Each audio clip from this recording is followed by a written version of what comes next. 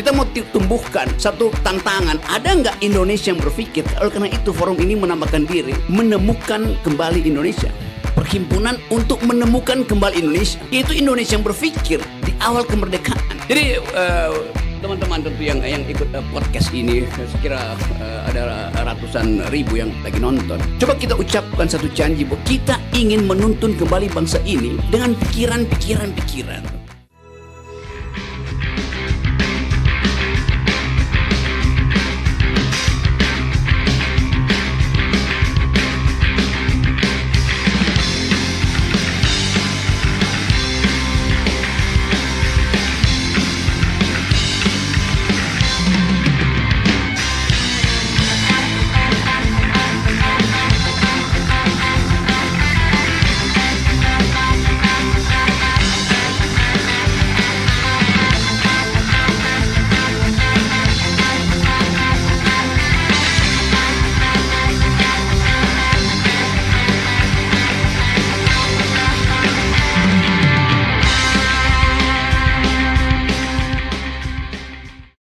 Oke, terima kasih. Kita dengar satu ungkapan yang datang dari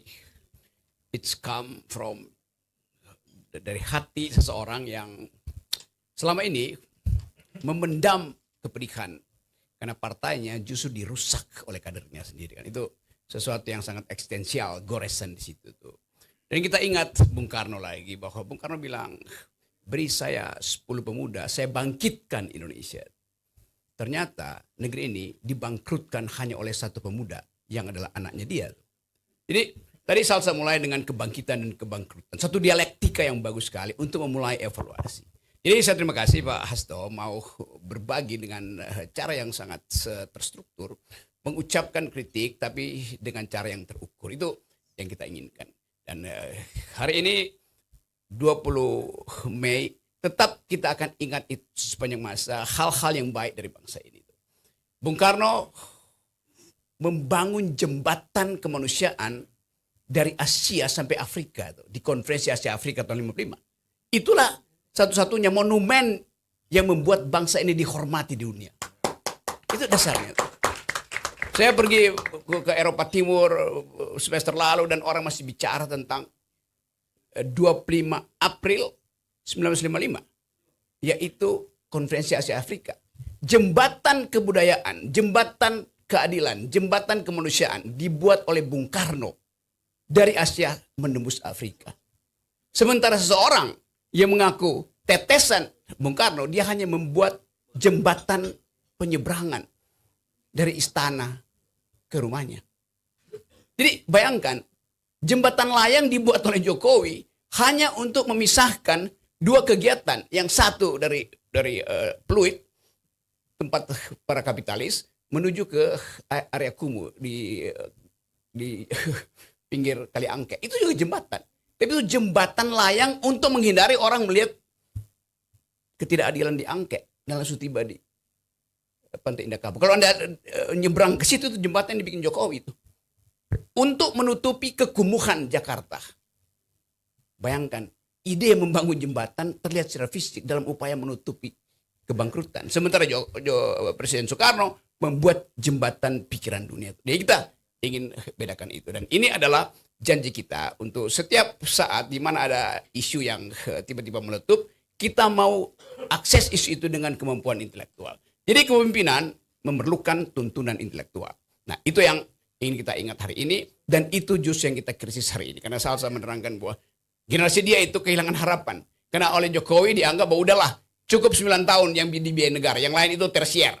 Disitulah keburukan pikiran hendak dikendalikan oleh kekuasaan. Jadi sebetulnya ini tempat kita membangkitkan kembali harapan bahwa politik harus kembali ke tangan the intellectual. Makasih. Jangan panggil saya Bapak. Karena saya bergaul dengan anak muda umur 29. Saya berteman dengan Salsa Kania, dua-duanya 29 tahun. Dan yang dia terangkan itu adalah masalah yang sebetulnya diucapkan oleh teman-teman di DPR. Tapi kita tahu bangsa ini banyak orang tua dengan usianya tua tapi pikirannya mentah itu. Ini ada dua teman perempuan muda tapi pikirannya matang. Jadi jalan pikiran itu yang kadang-kala Anda anggap ya ini ngomongin apa itu. Tapi sebetulnya di situ intinya.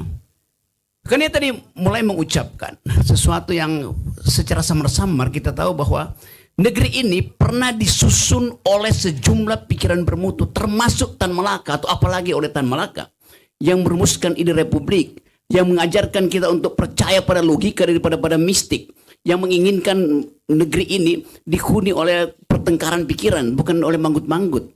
Kalau saya tanya misalnya, berapa orang di DPR yang paham baca Madilog, materialisme, dialektika, logika. Jadi kalau saya bikin semacam persetujuan, oke, besok kita revolusi, kita ganti pemerintahan ini. Pertanyaan saya, siapa di antara kalian atau di teman-teman kalian yang pernah baca Madilog sebagai alasan untuk membentuk cara berpikir baru, yang membaca perjuangan kita Sultan Syahrir, yang membaca konsep secara detail perjuangan Hojo Haji Omar Said Cokro Aminoto, Natsir, Buya Hamka. Kan kita menghindari membaca itu karena kita menginginkan ada perubahan. Setiap kali saya dijadikan model rock, ngomong rock. Iya, tetapi kalau saya balik setelah gue ngomong, lu bisa nggak ikuti omongan gue tuh? Jadi itu yang saya mau protes sebetulnya, Bo. Harusnya kita dengar lebih banyak pikiran Salsa dan Kania tuh. Karena di situ ada jaminan bahwa pikiran bermutu itu tidak mungkin di bail out oleh amplop, oleh BLT itu. Itu sinyalnya kita mau bangkitkan nasional itu dengan kembali bahwa hanya dengan pikiran yang bermutu kita bisa bersaing di tingkat internasional. Itu yang menyebabkan semua diplomat Indonesia gugup dan gagap begitu bertengkar di PBB itu. Karena kemampuan untuk mengaktifkan pikiran nggak ada, tidak ada ide di situ. Itu dasarnya kenapa kita mau coba. Ini saya tahu ya, semua kita udah berkali-kali bicara di forum yang sama dan orang ya lakukan gerakan itu tanpa tuntunan ide sama juga dengan kerja. Itu intinya. Jadi saya mau kembalikan bangsa itu bangkit kalau pikiran dibangkitkan karena pertengkaran. Itu poinnya ada di situ tuh. Coba kita bahas lagi secara tertib apa yang hendak diusulkan oleh forum semacam ini. Itu perubahan mendasar di dalam cara kita berpikir tentang masa depan. Nasionalisme itu bukan ingatan tentang masa lalu, tapi harapan tentang masa depan. Dan dalil-dalil ini yang ingin kita kembangkan. Kalau misalnya pemerintah bilang, oke, pendidikan itu ada tersier itu yang fundamental sampai SMA aja tuh, semua kita setuju. Asal kualitas SMA itu setara dengan yang dipikirkan oleh Sultan Syahrir, Haji Agus Salim, Natsir, Cokro Aminoto. Yang bahkan tidak pernah lulus SMA, tapi pikiran dia itu jauh di atas komposisi gabungan semua koalisi di negeri ini kan. Jadi hal ini yang saya kira mulailah mengundangkan Niasas untuk bicara di semua tempat. Jangan orang-orang yang itu juga, yang kita tahu udah tua tapi pikirannya mentah gitu kan. Sama dengan nasib Republik ini. Republik ini seolah-olah berdemokrasi karena ada institusi demokrasi, ada partai politik, ada Mahkamah Konstitusi, ada Bawaslu, ada KPU segala macam. Di depan kita lihat demokrasi kita itu tumbuh karena ada institusi. Tetapi instalasinya yang mengalir di situ adalah kedunguan. Jadi apa yang terjadi kita? Demokrasi kita membengkak, bukan bertumbuh tuh. Membengkak artinya uangnya banyak di situ beredar. Membengkak artinya retorikanya panjang. Membengkak artinya seluruh penyelundupan kepentingan ada di situ. Tubuh yang membengkak itu bukan tubuh yang sehat. Tubuh harus bertumbuh. Masa otot kita itu, ini otot gue masih bagus ini, kan itu gue masih banyak tebing. Harus setara dengan kemampuan kita untuk mengaktifkan kehidupan kita, move on segala macam. Jadi sinisme terhadap bangsa juga mesti kita kendalikan bahwa ada problem dengan negeri ini, tapi kita juga mesti bersiap. Kalau terjadi ketegangan di Timur Tengah, bahwa Iran akhirnya mengetahui bahwa presidennya itu, helikopternya dijatuhkan oleh siasat Israel. Terjadi perang dunia ketiga di situ tuh. Kemarin Putin pergi berkunjung ke Beijing. Nah itu artinya ada pembicaraan untuk memperkuat aliansi dengan Rusia dengan Cina. Untuk apa? Untuk perang di Timur Tengah itu. Nah kita mesti akses itu. Kalau terjadi perubahan politik tanpa pengetahuan kita tentang apa yang terjadi secara global, artinya kita hanya jadi penonton di situ pada akhirnya tuh. Jadi ini kesempatan kita untuk bicara konsep. Kalau soal yang marah-marah kita udah lakukan berkali-kali. Kita mau tumbuhkan satu tantangan. Ada nggak Indonesia yang berpikir, karena itu forum ini menambahkan diri, menemukan kembali Indonesia. Perhimpunan untuk menemukan kembali Indonesia. Yaitu Indonesia yang berpikir di awal kemerdekaan. Jadi teman-teman tentu yang ikut podcast ini, saya kira ada ratusan ribu yang lagi nonton. Coba kita ucapkan satu janji bahwa kita ingin menuntun kembali bangsa ini dengan pikiran. Nah kalau kita cerewet, kalau kita berupaya untuk mengganggu, kita mau mengganggu Pak Prabowo dengan pikiran, itu dasarnya tuh. Dan kita punya kemampuan tentang itu. Jadi sekali lagi kita mungkin bisa bercakap banyak hal, kita bisa ingin ada kesempatan yang disediakan oleh PMKI, Perhimpunan Menemukan Kembali Indonesia, dengan fresh ideas, dengan new kind of reasoning, thinking, logics, etc. Itu yang ingin kita bebankan. Karena saya dapat banyak WA dia coba dong ngomong tentang masa depan itu. Jadi ya udahlah itu mencaci maki Jokowi segala macam memang diperlukan, tetapi ada kesempatan kita untuk menghidupkan pikiran tuh. Kayak kemarin saya baru pulang dari dari Shanghai. Saya bawa atlet panjat tebing Indonesia. Saya yang memimpin delegasi itu dan dapat medali emas untuk putra dan medali perak untuk putri itu. Lalu saya ucapkan terima kasih.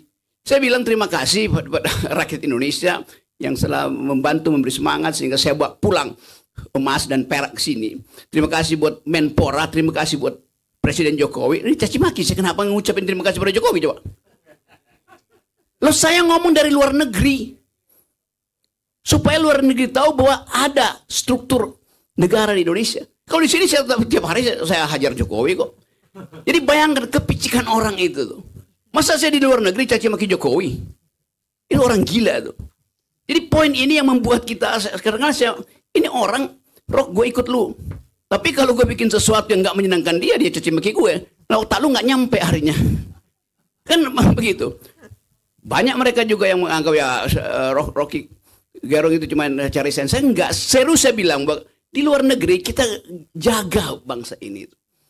Bahwa luar negeri lebih tahu keadaan Indonesia daripada kalian, daripada saya, pasti itu. Mereka tahu, tetapi kita mesti ucapkan itu. Jadi seolah-olah kalau saya bawa delegasi olahraga, saya mesti ngomong politik di situ kan konyol. Jadi sekali lagi, itu yang saya maksud, ketajaman kita untuk bahkan berpihak pada pendapat sendiri, karena kita diganggu oleh kedunguan orang yang ingin kita jadi demagog terus-menerus. Itu yang saya nggak suka tuh. Rocky Gerung Anda harus netral tuh. Apa maksudnya netral? Jadi jangan berpihak. Oke, saya tidak akan berpihak. Maka saya netral. Karena kalian perintah. Kampret namanya itu, minta-minta gue itu. Kalau saya pilih sesuatu, itu karena saya netral. Bukan karena disuruh. Atau ditakut-takuti di TikTok. Jadi kita mau bangkitkan kemandirian itu. Sebagai identitas manusia itu. Bukan diombang-ambingkan oleh kepentingan. Jadi sekali lagi, ini udah pasti ada isu macam-macam. Karena ada Hasto bicara di sini. Ada Jumhur, ada Syaganda segala macam itu. Lalu dia ini apa sebetulnya? Kita mau tahu apa PDIP punya pikiran tentang masa depan. Kalau masa lalu kita udah tahu tuh. Jadi itulah sebetulnya keinginan dari Perhimpunan Menemukan Kembali Indonesia untuk membuat forum semacam ini. Di mana semua orang boleh ajukan keberatan, boleh caci maki, boleh puji-puji, tapi pakai otak. Itu dasarnya kan. Jadi sekali lagi teman-teman, saya mau terangkan itu supaya dalam diskusi kita hindari sebanyak mungkin hal-hal yang udah kita ucapkan. Kita mau cari konteks berpikir untuk menyeberangkan bangsa ini masuk ke 2 minggu ke depan. Ini bukan soal 2 tahun ke depan, 2 minggu ke depan. 2 minggu ke depan Pak Prabowo akan gelisah untuk melihat bagaimana kabinet akan dibangun kendati situasi internasional berubah. Bagaimana kabinet akan dibangun kendati keadaan di dalam negeri kacau secara elementer, yaitu berupaya untuk nyogok segala macam, dapat proporsi kalau bisa nama dia dimasukkan di dalam daftar yang dia bikin sendiri, hoax sebarin bahwa dia akan jadi menteri.